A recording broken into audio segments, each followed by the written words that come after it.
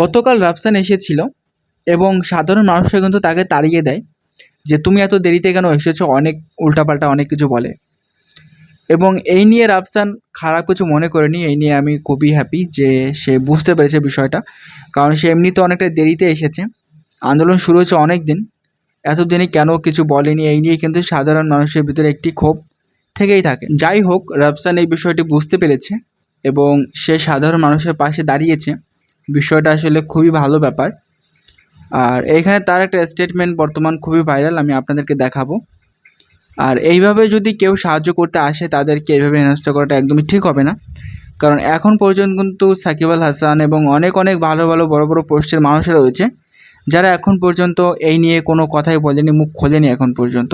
বর্তমান বাংলাদেশের এই আন্দোলন নিয়ে, বর্তমান এই খারাপ অবস্থা নিয়ে রাফসান কিছু কথা বলেছেন, চলুন আপনাদের সঙ্গে শেয়ার করি। আমিও ভাই, কে মানতে পারবে এত এত এত এত ছাত্র মানে মারা হয়েছে তাদের অধিকারের জন্য, তাদের অধিকারের জন্য আসছে ওরা।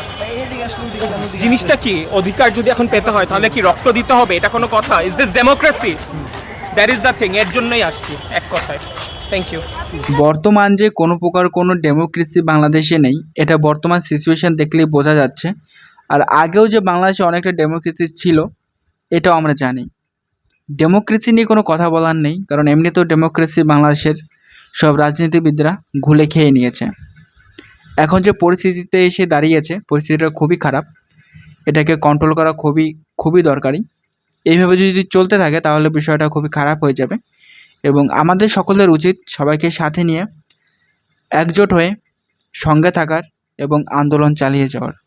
আমাদের এক দফা আন্দোলন চলতে থাকবে এবং এটা চালিয়ে যেতে হবে যতদিন না আমাদের এক দফা আন্দোলন মেনে নেওয়া হচ্ছে। আস্তে আস্তে সবাই আমাদের সাথে আসবে, কারণ সবাই এই জিনিসটা বুঝতে পারছে যে বিষয়টা কি হচ্ছে এবং এখন তাদের কি করা উচিত। অনেকে আমাদের পাশে এসে দাঁড়িয়েছে, তাদেরকে অনেক ধন্যবাদ। আরও অনেকে আসবে, তাদেরকেও স্বাগতম। এই ছিল আজকের ভিডিও। আপনারা অনেকেই ভিডিওটি দেখেন but like, share and subscribe করেন না। রিকোয়েস্ট থাকবে please like, share and subscribe করবেন। এই ছিল ভিডিও। Thank you for watching.